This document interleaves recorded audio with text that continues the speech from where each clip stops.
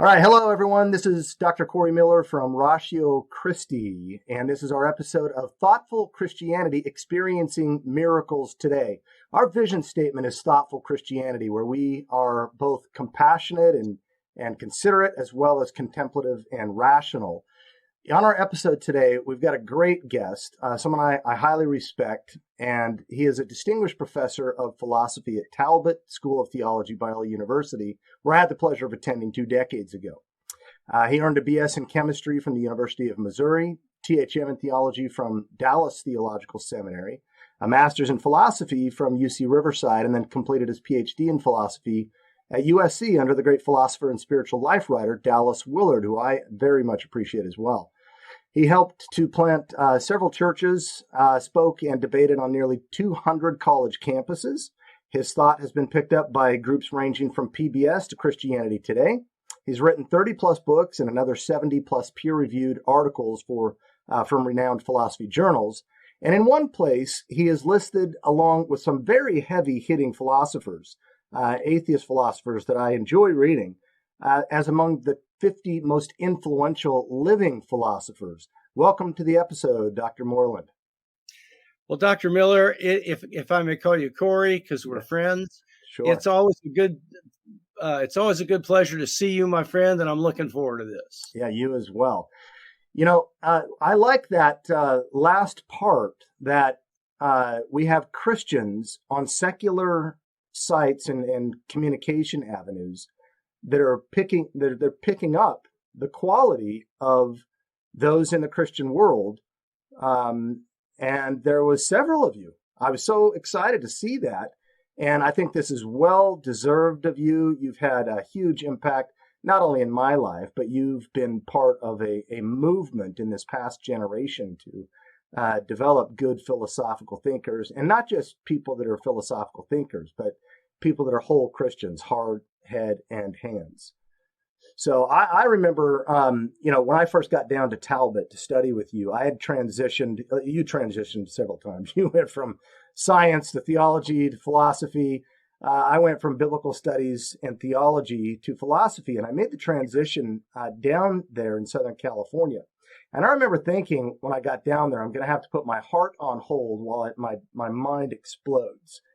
And I will say it was one of the most enriching experiences as a whole person that I have ever had. One of the first things I remember you saying when I was sitting under you in one of your classrooms was that I don't live to do philosophy. Rather, I do philosophy so that I might live. I've never forgotten that. And every day that I continue down this path, that rings true to me. You know, you're a thoughtful Christian who I followed for 20 years, first as a professor and then as a mentor, someone who seeks to live a tenacious Christian life in holism, head, heart, and hands. So that begs the question, as a Christian intellectual, why this book?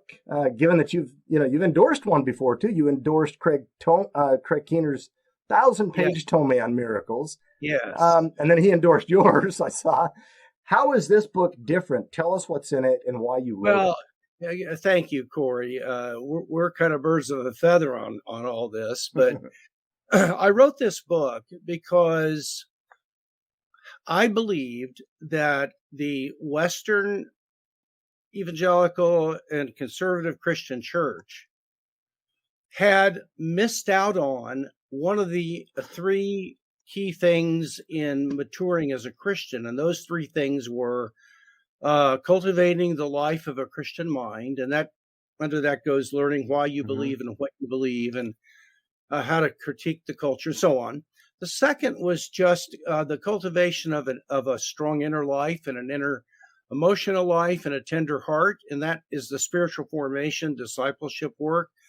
But the third thing that I observed in studying the book of Acts in the first 4 centuries of the church after Augustine was that there was also a component of miracles and signs and wonders that gave the Christian community great reassurance that Jesus was superior to alternative religious views because healings were done in his name. And it made unbelievers, what was that? And to wake up. And so I think that there's a lot of goofiness that's associated with seeking miracles, and I don't want to have anything to do with that. But I thought that if I could offer a highly vetted list of about 50 cases of biblical level miracles that I know happened, and I've staked my reputation on them, and then offer a little bit of philosophical and theological support and reflection, including practical application about, I got 14 reasons why people don't get sick, don't get well when they're prayed for. How do you pray for the sick most effectively? And how do you hear God's voice outside Scripture? And so I wanted to give a credible, thoughtful presentation of this so that Christians would, number one, be encouraged that God is real and he's active with us in the world. We're not on our own in this thing. And two, that they might have some ideas about how to step out and take some small risks and not be disappointed if nothing happens. Just keep trying. So that was the purpose of the book. Yeah, sounds great. It really pushed me more toward thinking about prayer as transformational. Not just not just getting something. We're not just praying to get something, even if it's God's favor, but there's something about the act of prayer that's transformational. Oh, absolutely. Yes. So in philosophy, we talk a lot about knowledge. People tend to see miracle claims as something that you simply believe on faith, and that tends to be sort of a blind faith, but that you really can't know if a miracle has taken place. Yes. Miracles aren't subject to knowledge. So maybe you can define for us what you take a miracle to be in contrast to a mere coincidence. Why can we know? Yes.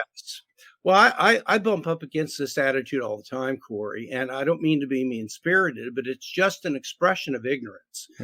Because there has been so much work done on all of this that people are kind of without excuse if they still hold that view.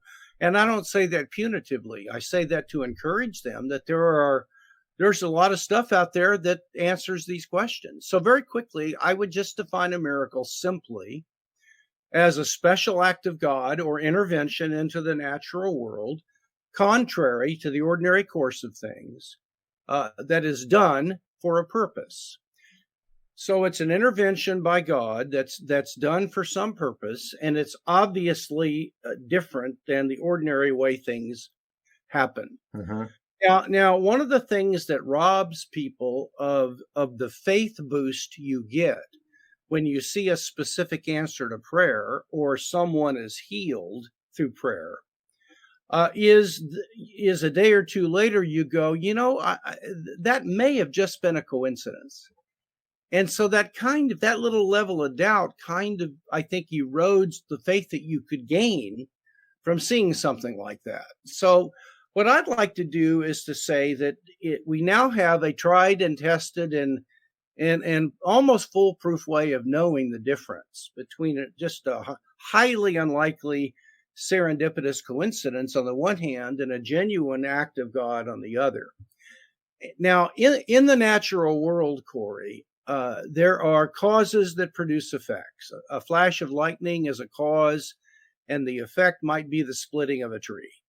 Now, a lot of times the causes are purely inanimate natural objects.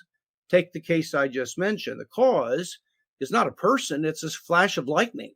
So there you have an impersonal cause producing an impersonal effect, the splitting of a tree. But we all know that sometimes the cause of an effect is a personal agent that did something intentionally on purpose. That's what we're trying to discover in courts of law every day. Was this an accident or was this a murder? Was it done intentionally by that individual on purpose and with a motive?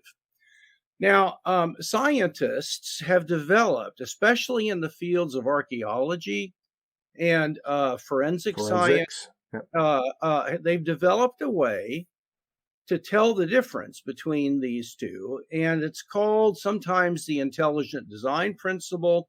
I call it the intentional agent principle, and it goes like this.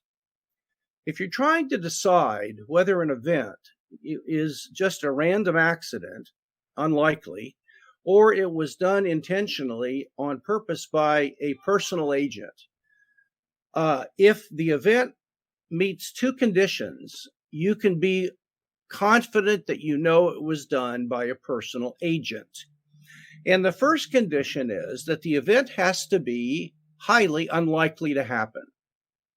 But that's necessary, but not sufficient. Because if you and I were playing bridge, and we had a $500 pot we were playing for, and I dealt the card, I was a dealer, and on the first deal, I dealt myself a perfect bridge hand. But you got just 13 random cards. Your hand would be every bit as improbable as my hand, because that you would get that specific 13 cards was highly unlikely. And in fact, if somebody had predicted you'd get that hand a day before we played, we would think that the hand was cheating. It was something was rigged in the dice or the deck. So there has to be something, because my hand raises suspicions that I'm cheating. And the reason is that there's a second condition, and that is there's something special about the event besides the fact that it happened. Now let's look at your hand. Your hand is highly unlikely, but there's nothing special about it. The only way to describe it is some hand or other that you happen to get.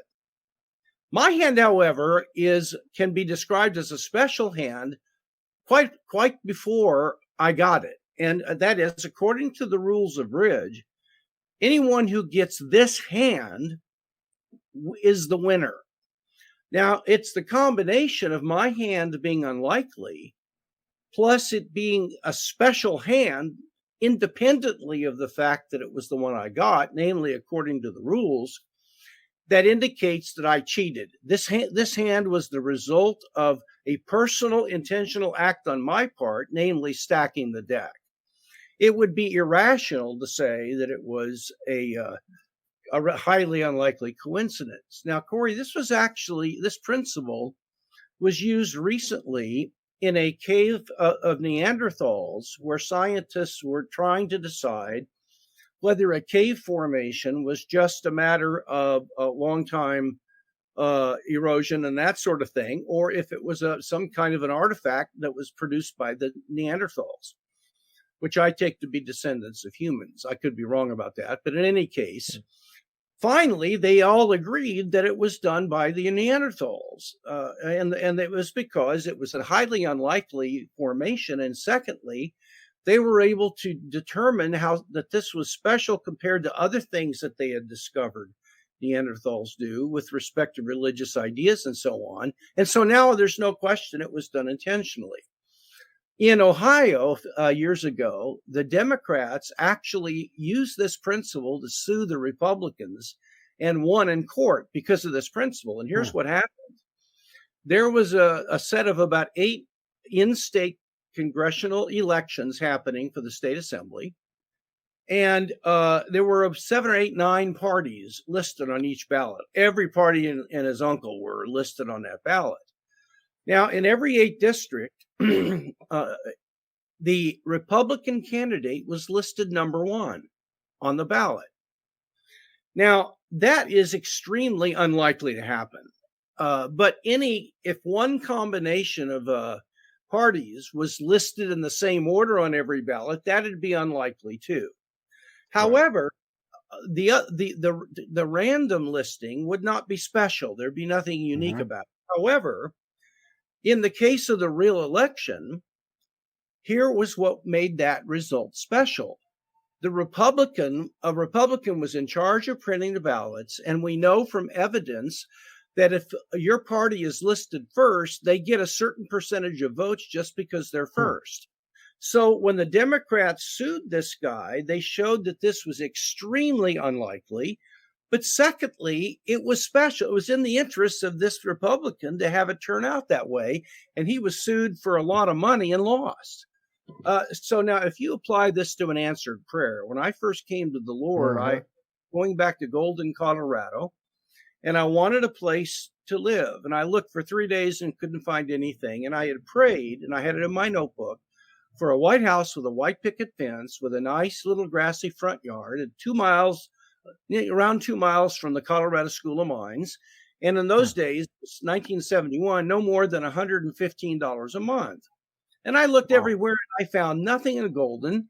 And I got a call from somebody who went to Denver Seminary and saw a pastor listing a place he wanted to rent.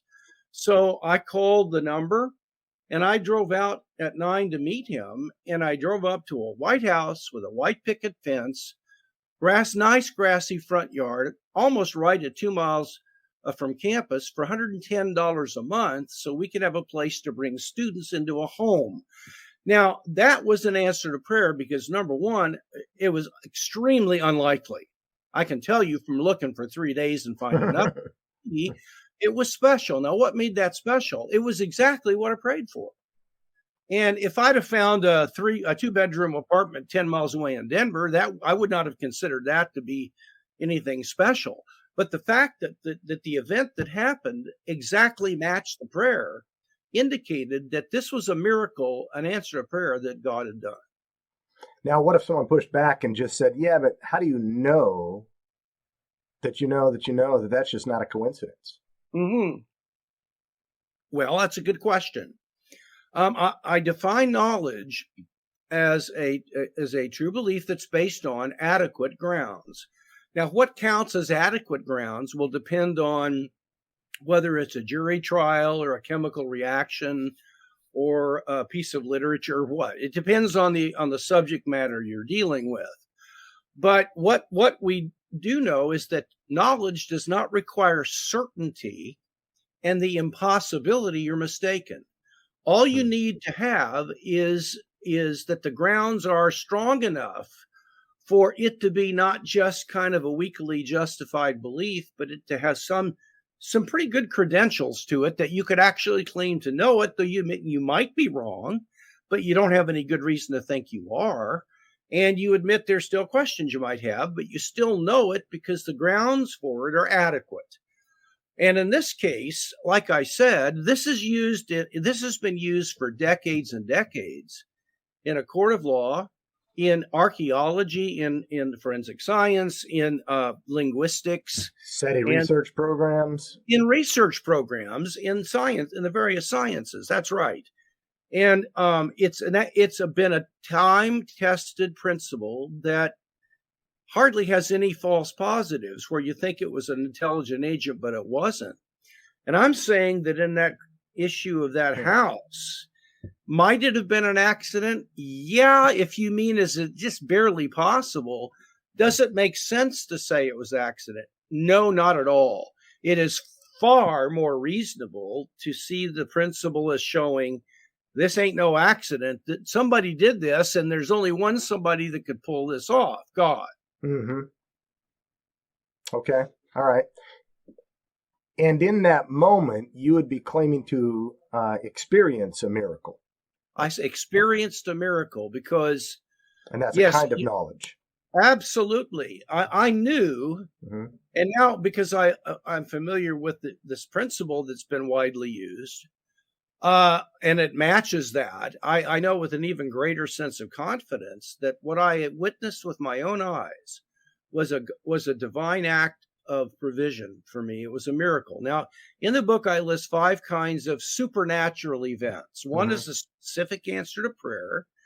2 are divine healings. 3 is hearing God's voice in about 5 different ways outside the Bible, but under its authority. 4 I call angelic and demonic manifestations, supernatural events. And then 5, near-death experiences. So in that case, as you pointed out, I knew, and I think anybody who is objective and honest and hears that and the 50 accounts or so that I've got in the book can read those for themselves and to say, is this a miracle? And I'm being honest in saying, because I don't want to say they are if they're not. God doesn't need my help, and I sure don't need the bad publicity. I think you would probably agree with the dictum that the heart cannot embrace what the mind cannot believe. Clearly, as an intelligent person, you really clearly believe, as is evidenced by the book and in personal encounter with you in miracles. In your book, and you've said it a couple of times, you go out on a limb in several places and claim that you stake your reputation. Now, these are just a handful of the books of J.P. Moreland's that I've read. There's more on the shelf. I've taken several people through them in natural theology and in science, and one of my favorites, Loving God with All Your Mind. Fantastic books. You got a big, long career now, one of the most influential living philosophers. You stake your career on some of the claims of this book. So can you tell us what is meant by that, staking your reputation, and give us a couple of examples that people probably want to hear? That's a good question. By that I mean the cases I'm presenting, I haven't just read a book and I'm copying something I read in a book. Mm-hmm. I have vetted these thoroughly. What that means is I contacted the individual to whom it allegedly happened. I asked for other people I could contact who witnessed it and knew about it, and I chased these down and got to the primary sources and weighed the evidence for them, and I would not include one in my book if it didn't come out being beyond any reasonable doubt that it happened. So that's what I mean by staking my reputation. I did not include cases that I really liked, but that I couldn't look somebody in the eye and say, it's beyond a reasonable doubt for me, given the work I did to verify that this happened. I'll give you an example. There's one story in the book, and I'm going to forget. I'm bad at dates. I'll forget the date. But I think this was like around 2007. And we had a healing prayer room at our church on Monday night where people could come and receive prayer with a group of people for about 20 minutes and so on. Well, there was a Jewish woman named Susan Saragin who was terminally ill.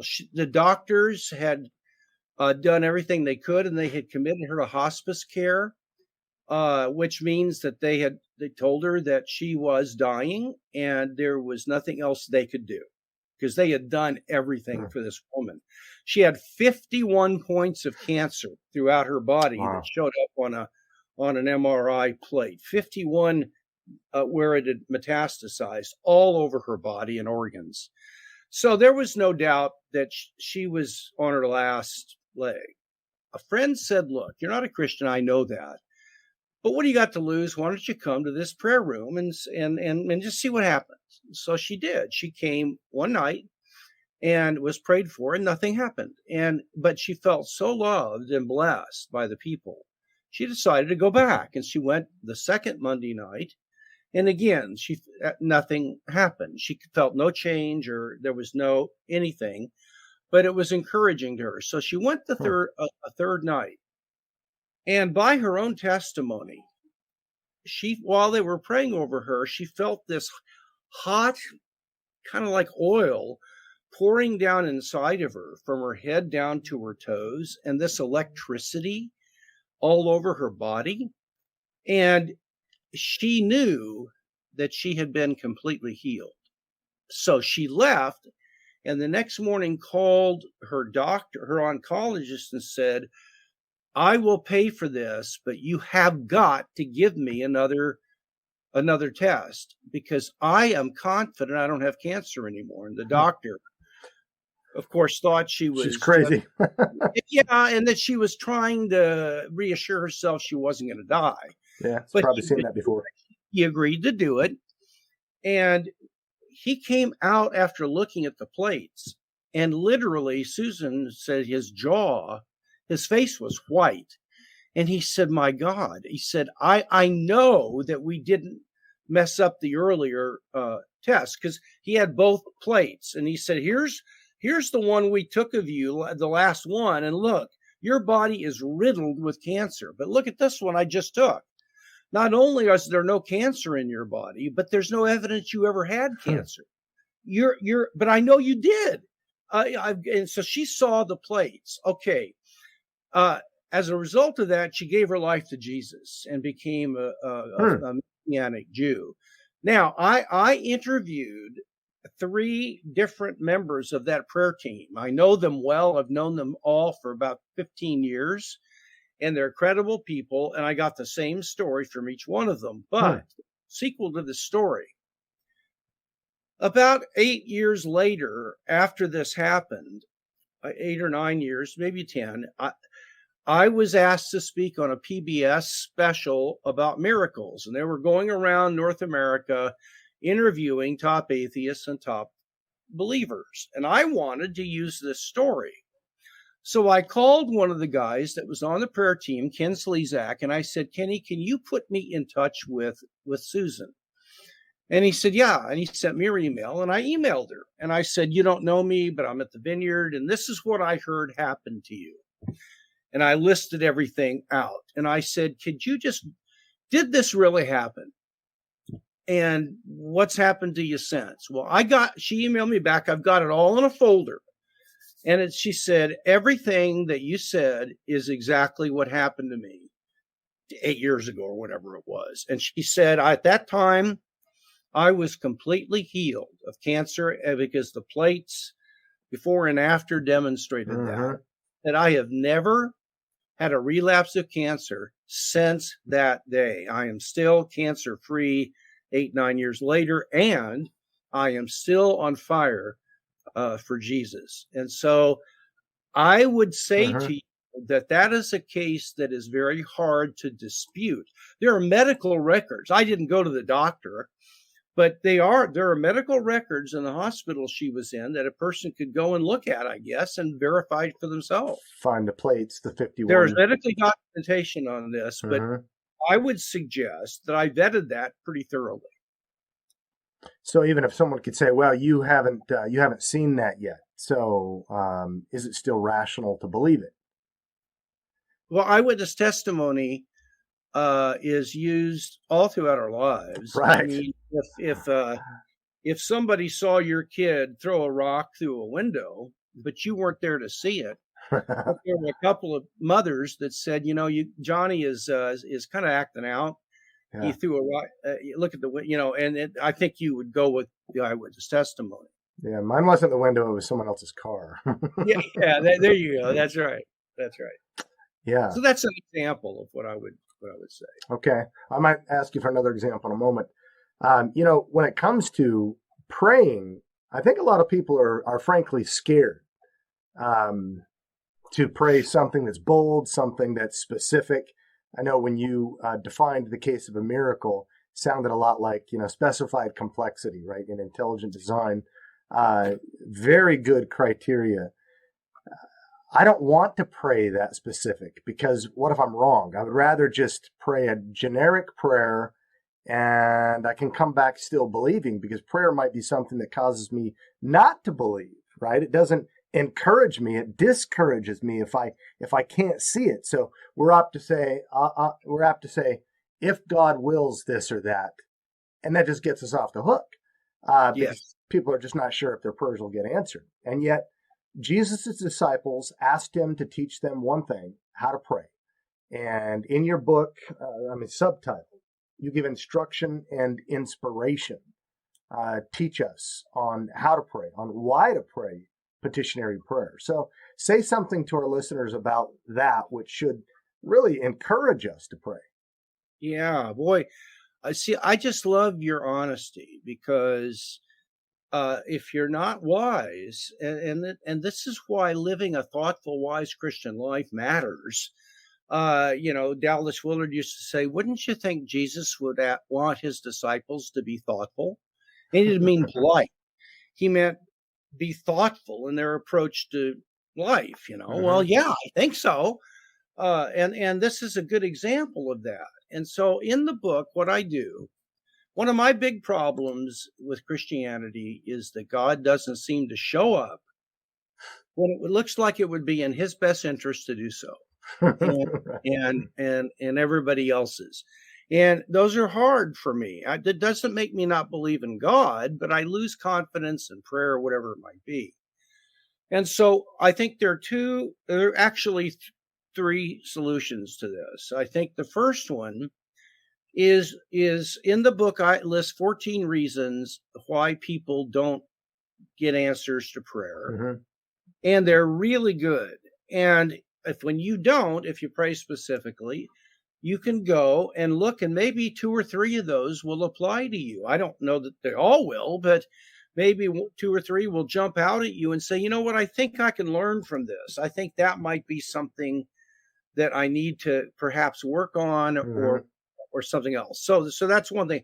Find out why these things don't get answered. That's number one. And I do that for the readers. Number 2, I believe, Corey, that we need to start asking people in church and in our group meetings, have you ever seen what you would consider to be an answer to prayer, or do you know of somebody that was miraculously healed and you're really convinced that this was not placebo, but it was a real act of God? Or have you ever had God guide or speak to you in some way that you sensed it really was He, and what He led you to do ended up being the right thing? Has that ever happened? Well, I go into churches Mm-hmm. and take an informal poll, and I'm telling you, it's 80 to 90% on all 3 counts. People have had God lead them and guide them, and they knew it was the Lord, unless, especially in retrospect, after they saw what happened, it was what God had told them what happened. Mm-hmm. And so the problem, though, is we're embarrassed to share about this because we don't want to come across prideful. We also don't want to appear stupid or kind of foolish because, we've been so naturalized that if you believe in these things, you're not very smart. Well, that's what in the book, I'm trying to correct that. So that's the second thing. Start asking, read books. In the back of my book, I've got a wonderful bibliography of other books to read on different topics if you are needing further help and encouragement. Hope and I read about 4 nights a week, and the books we read are books about supernatural, credible accounts of God's interventions in the mission field. And what that does is it keeps our hearts and minds in the unseen world because we're reading testimonies that we trust. And it reminds us that it's a thin place where it's there. Instead of just watching, I love ball games, but instead of just watching ball games or going to the grocery store or whatever, we keep our heads in that area. So if people get the book, there's a treasure trove of resources. I saw you mentioned you can't wait to get your Jesus film letters to hear what's going on in the film.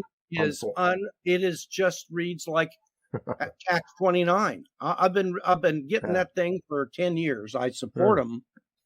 And I tell you, it has so built my faith. It's nuts. It's crazy what God is doing. And it just blows my mind. But I think the other thing, Corey, is being willing to risk and to quote unquote fail. And there's nothing wrong with that. I had a guy say, if you pray for 200 people, you're going to see people healed. And he was right. In other words, just keep at it. I never promise somebody will get well, but I promise I'll love on them and bless them. You understand? And then I pray for them specifically in a way I've been trained. And I have seen healings. So same with answer to prayer. I mean, I've got a life of very specific answers to prayer, but there have been a lot of them I prayed for that nothing happened. And, but I've learned to be okay with that and to say, well, as Dallas Willard said, I'm glad 30% of my prayers never did get answered because, it probably was a good idea, But I don't know how to explain some of those. I think the 14 reasons I've got are helpful, and I list in the first chapter. That was a very good section. Helpful. Yeah, well, thank you. I'm so glad to hear you say that. And I have 8 ways in the first chapter for a person can specifically do to increase their confidence in seeing God intervene. And so actually that's the best I can give you on that, because that's a tough issue. Yeah. And that area I think is worth the price of the book as well, because as we know, faith is not, it's not blind and it's not barren, but faith comes in degrees, and it gets confidence built up or torn down. And so Absolutely. focusing on good things like you guys are doing at night, or on confident, reflective building things, very Absolutely. helpful. Oh, it's Yeah. unbelievably helpful. You bet. And speaking of, the more blind faith, or the being naturalized, I think it's very easy for Christians to be professing Christian theists, to be theoretical theists, but practicing deists. And in part that comes from, well, just our own experience, but in part from philosophical current upstream. I remember another statement that you made in class once. You said, Uh-oh. yeah, here goes. You all have been influenced more by Immanuel Kant than by Jesus Christ. And I remember at the time I had a BA and MA in biblical studies, and I wasn't real familiar with Kant, but I thought, who is this guy? And then I got Right. to Purdue and I found out, Yeah. wow, he's like the most significant philosopher in the modern era. Yeah. Oh, yeah. Does Kant have any bearing on what you take to be the biggest cultural objection to miracles, and how do we deal with that? Yeah. Well, there were two things about Kant's uh, uh, on top metaphysics and his epistemology that are extremely problematic. And the first thing is that he thought Mm-hmm. that the law of causation, which was essentially something that a category of the mind that you impose on whatever's out there, but it was inviolable. It is something that cannot be violated.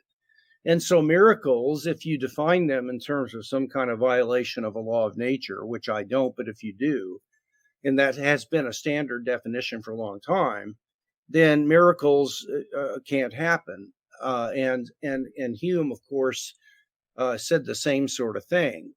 The second thing that Kant did is that he completely, and I mean completely, severed faith from reason. He said that reason cannot reach beyond the realm of sensation, and it cannot get to reality in itself. You can only know the way things appear to you.